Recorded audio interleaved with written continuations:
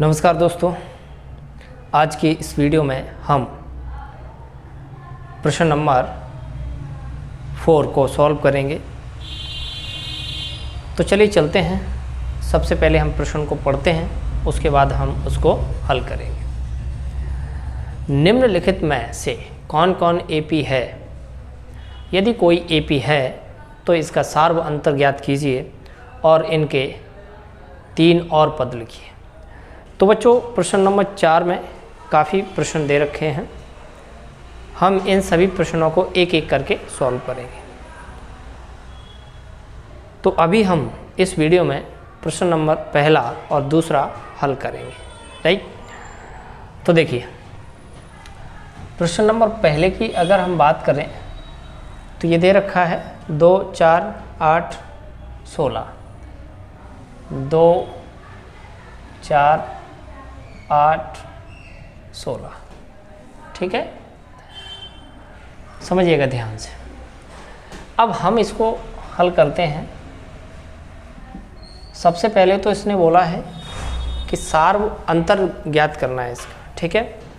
तो अब अगर हम सार्व अंतर की बात करें, देखिए सार्व अंतर है ना। सार्व अंतर की बात करें तो सार्व अंतर क्या होता है हमारा? a2 माइनस a1, ठीक है। a2 माइनस a1 यानी कि दूसरे पद में से पहला पद हमें माइनस करना है। तो दूसरा पद की अगर हम बात करें, दूसरा पद कितना है हमारा भाई? 4। और पहला पद कितना है भाई? 2। तो कितना आ गया हमारा? 2, ठीक है। और सार्व अंतर को ही हम किससे दर्शाते हैं भाई? d से, ठीक है बच्चों।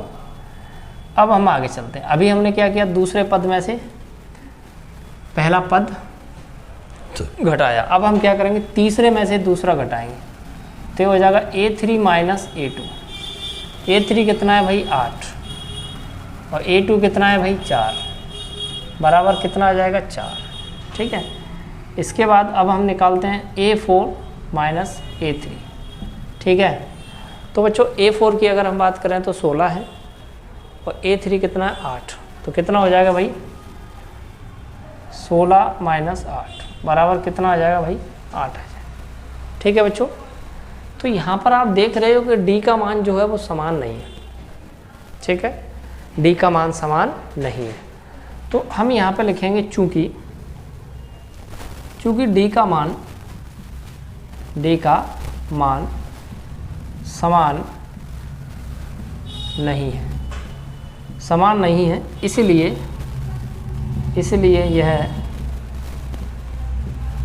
यह समांतर श्रेणी नहीं है। और अगर ये समांतर श्रेणी नहीं है तो इसके आगे के 3 पर हमें नहीं लिखने हैं। अगर ये समांतर श्रेणी होती तो हम इसके आगे के 3 और पद लिखते, ठीक है बच्चों। तो उम्मीद करता हूँ कि चौथे का पहला प्रश्न आपको समझ में आया होगा। तो चलिए चलते हैं और अब हम प्रश्न नंबर 4 का दूसरा प्रश्न हल करते हैं।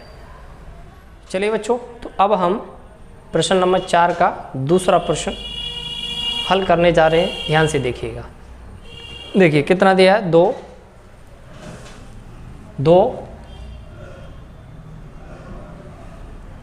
5/2, 3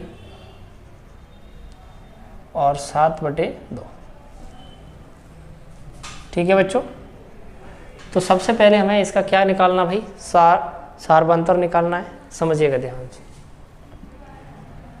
तो हम इसको हल करते हैं, ठीक है। सार्वंतर यानी कि d क्या होता है भाई? a2 minus a1। a2 मतलब कितना है भाई? 5/2 माइनस a1 कितना है भाई? 2। तो ये हो जाएगा 5/2 माइनस 2 दूनी, ऐसा काम करते हैं अपन, 2 दूनी 4 हो जाएगा ये। तो फिर इसके पूरे के बटे में कितना आ जाएगा? क्रॉस मल्टीप्लाई कर देते हैं। ये 5 माइनस 2 दूनी 4 और बटे में 2, तो हो जाएगा 1/2, ठीक है बच्चों। फिर उसके बाद हम निकालते हैं a3 माइनस a2। a3 हमारे पास कितना है? 3। a3 हमारे पास 3 है माइनस A2 हमारे पास 5/2 है।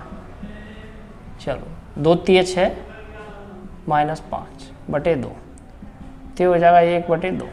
ठीक है बच्चों। अब हम आगे का निकालेंगे क्या, A4 माइनस A3। तो A4 हमारे पास 7/2 है माइनस A3 हमारे पास 3 है।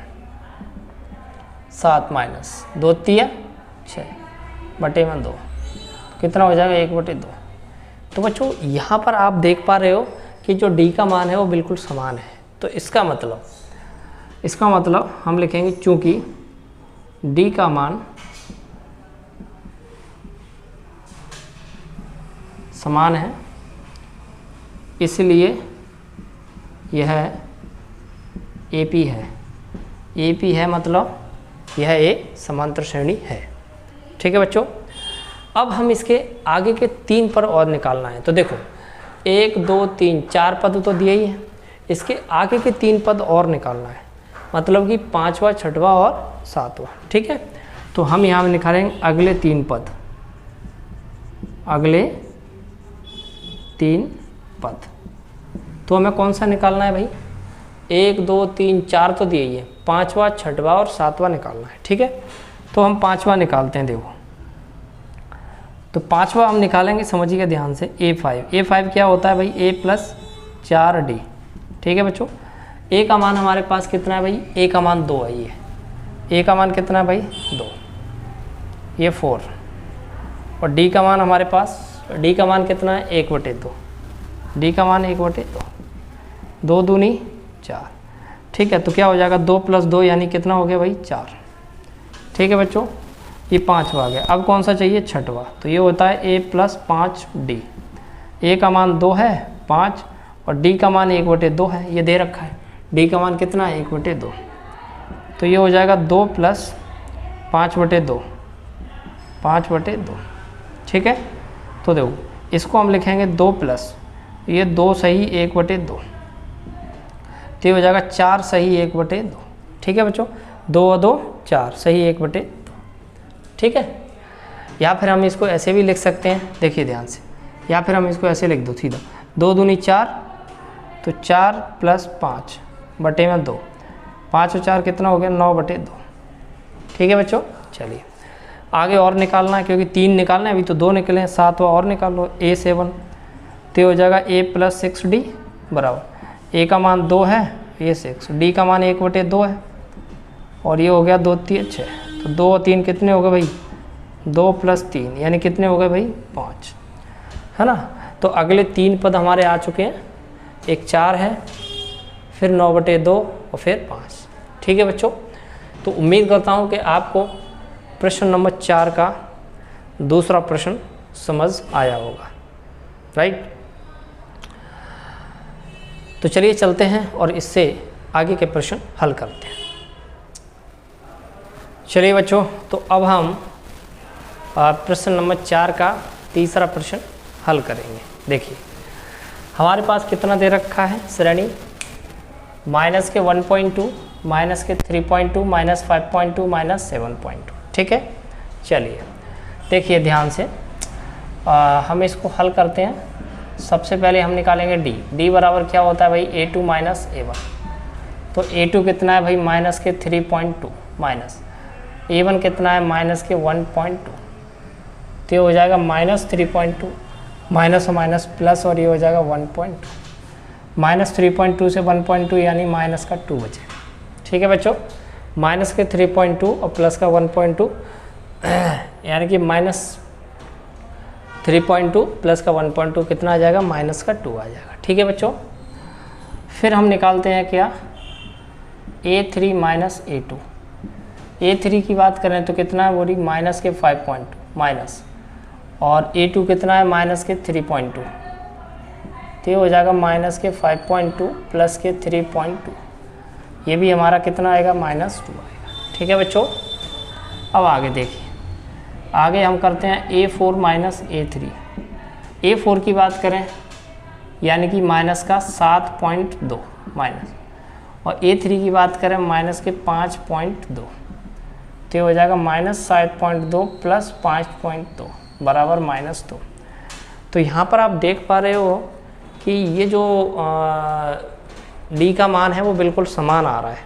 तो इसका मतलब हम कह सकते हैं चूँकि डी का मान समान है, चूँकि डी का मान समान है इसलिए यह AP है। AP है मतलब समांतर श्रेणी, और अगर ये समांतर श्रेणी है तो इसके आगे के 3 पद और लिखना है। 1 2 3 4 तो दे ही रखे हैं, आगे का 5वां 6वां और 7वां और लिखना है हमें। तो कैसे लिखेंगे देखिए ध्यान से, अगले 3 पद है ना, अगले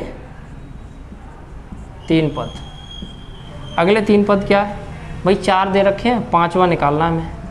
5वां क्या होता है A + 4D, तो A का मान माइनस के 1.2 + 4 और D का मान -2। ठीक है, D का मान हमें ये दे रखा है कितना, -2।